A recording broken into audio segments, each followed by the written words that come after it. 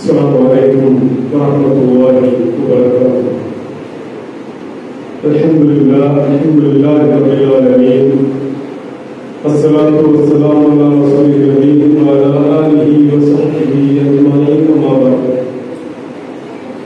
அளவுக்கு அருளாளனும் நிகழ்ந்த பேரன்புடையவனுமாகிய எல்லாம் வல்ல ஏக இறைவன் அல்லாஹ்வை போற்றி வணங்கி துதித்தவனாக எனது ஆரம்பம் செய்கிறேன். குல்லியத்து பனாதுல் முஸ்லிமீனுடைய ஆண்டு விழாவும் பட்டமளிப்பு நிகழ்ச்சியுமாக இந்த நிகழ்ச்சி இங்கே சீரும் சிறப்புமாக நடைபெற்று வருகிறது.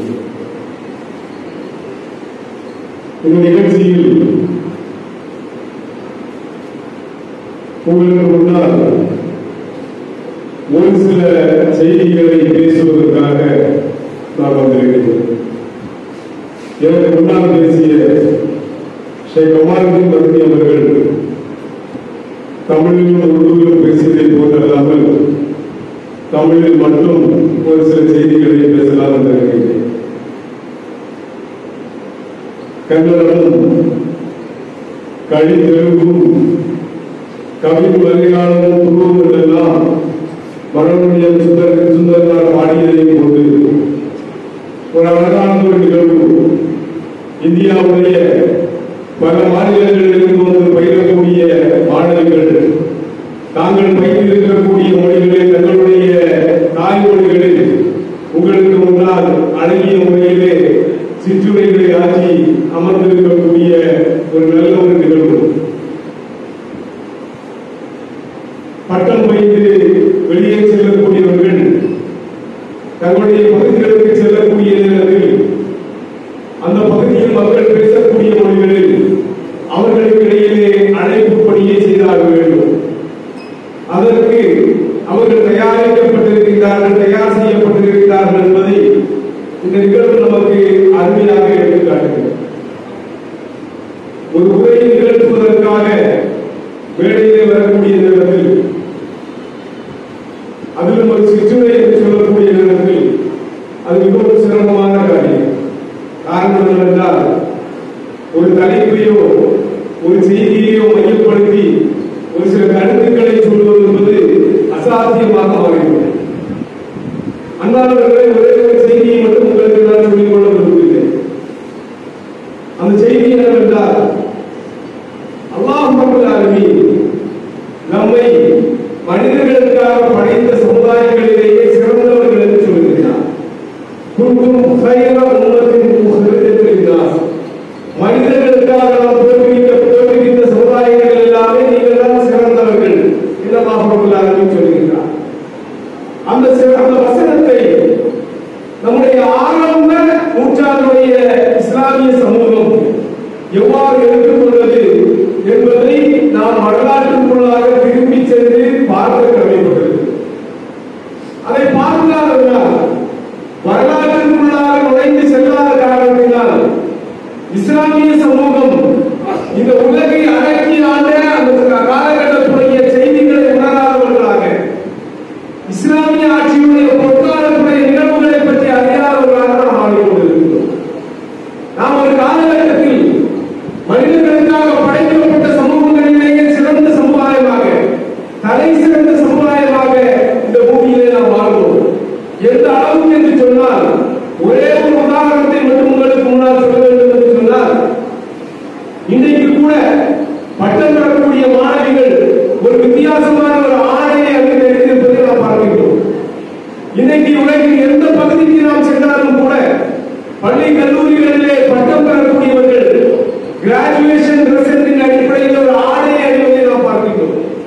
அந்த ஆடை அணிவனுடைய வரலாற்று பின்னணியை பற்றிய அறிவு நமக்கு இருக்கின்றதா என்று கேட்டால் அந்த அறிவு நமக்கு இல்லை.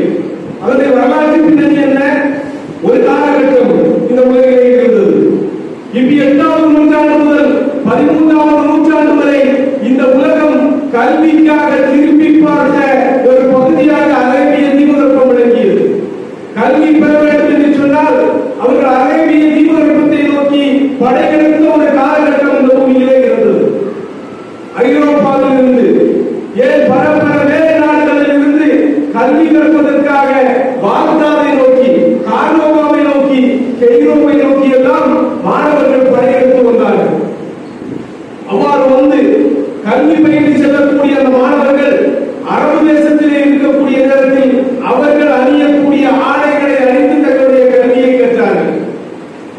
கல்வி கற்று தங்களுடைய பகுதிகளுக்கு திரும்பி சென்ற காலகட்டத்தில் தாங்கள் என்ன ஆடையை அரபு தேசங்களில் அணிந்தார்களோ அதே ஆடையை தங்களுடைய பகுதிகளிலும் அணிய தொடங்கினார்கள்.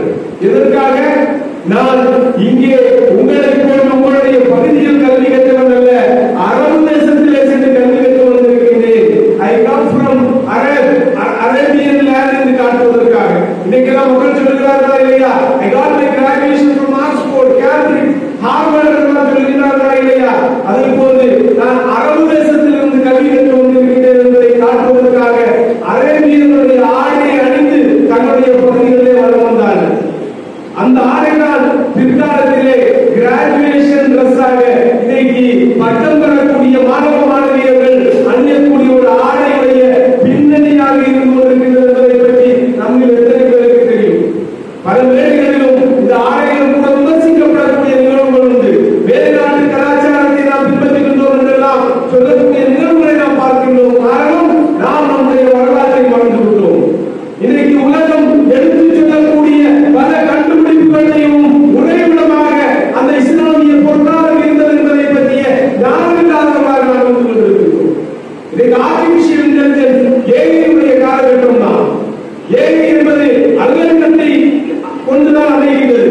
அல்காரிதம் இல்லை என்று சொன்னால் ஏஐ இல்லை, கம்ப்யூட்டரும் இல்லை, நாம் பார்க்கக்கூடிய அப்ளிகேஷன்ஸ் இல்லை, பேஸ்புக்கும் இல்லை, கூகுளும் இல்லை, எதுவும் இல்லை என்று சொல்லலாம். அந்த அல்காரிதத்துடைய தந்தை யார் என்று கேட்டால் மூசா அல்-கவாரிஸ்மி என்று சொல்லுவார்கள். ஒரு முஸ்லிம் இஸ்லாமிய பொருளாதார இந்த உலகிற்கு பரிசளித்தவர். இப்படி எத்தனை பேருடைய பெயர்களை சொல்லலாம். இப்னு சீனாவை ஒரு மருத்துவத்துறையுடைய அறிஞராக எடுத்துச் சொல்வதற்கு வேறு நாட்டவர்கள் தயங்கிவிட்டு அவருடைய பெயரை லத்தீனிலே மொழிபெயர்த்து அவிசென்னா என்று சொல்கிறார்கள். The care of medicine என்கின்ற இன்றளவுக்கும் மருத்துவ மாணவர்கள் பயிலக்கூடிய மருத்துவ புத்தகத்துடைய தந்தை இப்னு சீனா. இப்னு ஹைத்தம், இவங்க எத்தனை பேர்கள். அல்-ஸஹராவி, இன்னைக்கு நாம் பார்க்கக்கூடிய ஆபரேஷன் மருத்துவத்துறையுடைய சர்ஜரியுடைய அந்த தந்தை என்று அழைக்கப்படக்கூடியவர். இப்படி எத்தனை பேர் இவர்கள் இந்த உலகிற்கு தந்த கண்டுபிடிப்புகள் எத்தனை. இவையெல்லாம் மறந்தவர்களாக இஸ்லாமிய சமூகம் மாறுகிறது. நம்முடைய வரலாறை மறந்தவர்களாக நாம் மாறிக்கொண்டிருக்கிறோம்.